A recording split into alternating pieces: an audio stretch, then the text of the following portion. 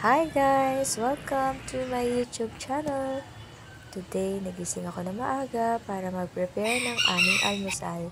At yung ready-mix na champurrado nga itong aking lulutuin. Nilagyan ko lang ng 5 cups of water. Tapos, nilagay ko na rin nga sa water itong ready-mix na champurrado. Madali lang siyang lutuin. Hinalo lang naman siya sa water at pinalambot yung rice. Good for 5 person nga itong aking nalutong champurrado.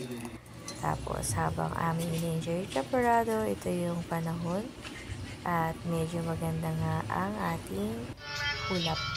At meron ako nakitang white na paru-paro na palipat-lipat. Tapos nga, magtatanghalian na, ang naisip kong lutuin itong skinless longganisa.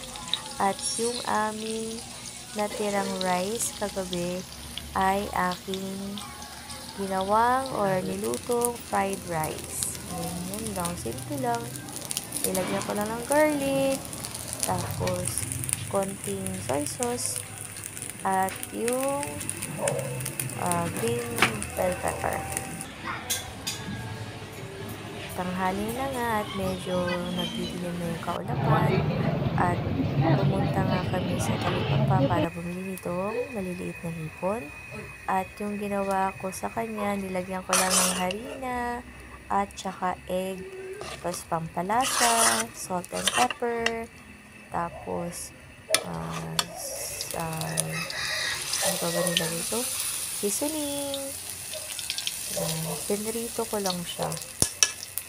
Konti lang yung worth 50 pesos na yung nabili kong hipon na maliliit. Para siyang alamang na hindi pa nilagyan ng asin. Hindi ko na napakita kung paano ko tinimpla itong ating alamang patty. Alamang patty. Kasi hindi ko napindot yung camera. Tapos ito na nga. Ito na yung ating alamang patties. Para siyang patties. Tapos after namin kumain, ito, minutes na nga, papalakas na sila. Pero hapon na, hindi ko na sila. Kaya wala na kami na sila, nagpapasaya ko na bahay.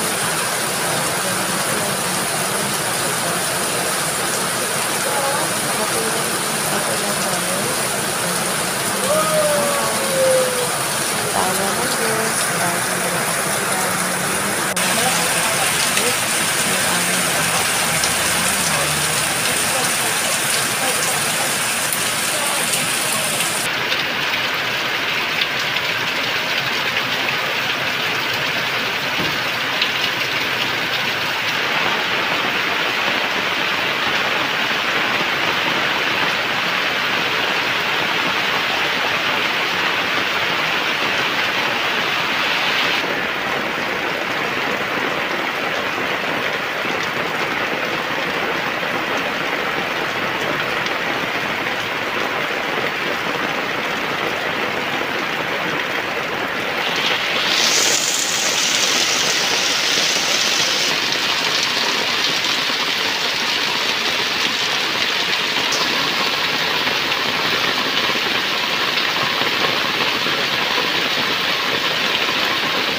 tagal ko na bago na sunod yung last upload ko kasi hindi na ako makapag hindi na ako makapag vlog kasi busy ako at naubusan na rin ako ng phone storage kaya kailangan ko na munang magbura ng mga old videos. Tapos hindi na nga rin talaga ako makapag-vlog noong mga time na yun kasi nga meron akong ubo, halos 1 week yung ubo ko. Ang hirap mag-vlog kapag ubo ng ubo. Hanggang ngayon nga medyo umuubo pa rin ako. Tapos ito nga, bumili si Kuya Jubert ng shawarma, pasalubong niya sa amin. At gabi na nga, kaya kailangan na namin umuwi sa bahay para makapagpahinga na ang Mama Joy. Pero si Siamara hindi pa inaantok, kaya dito muna tayo, tambay-tambay muna tayo sa labas.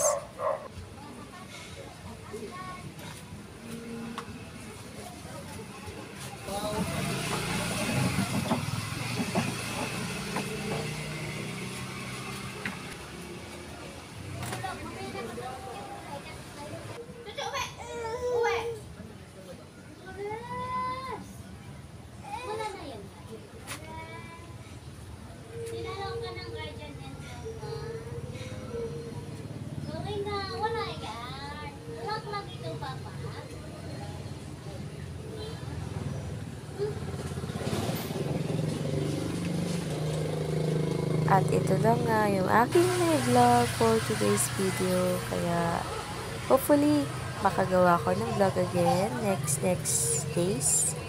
Maraming salamat po sa inyong panonood. Please subscribe to my YouTube channel.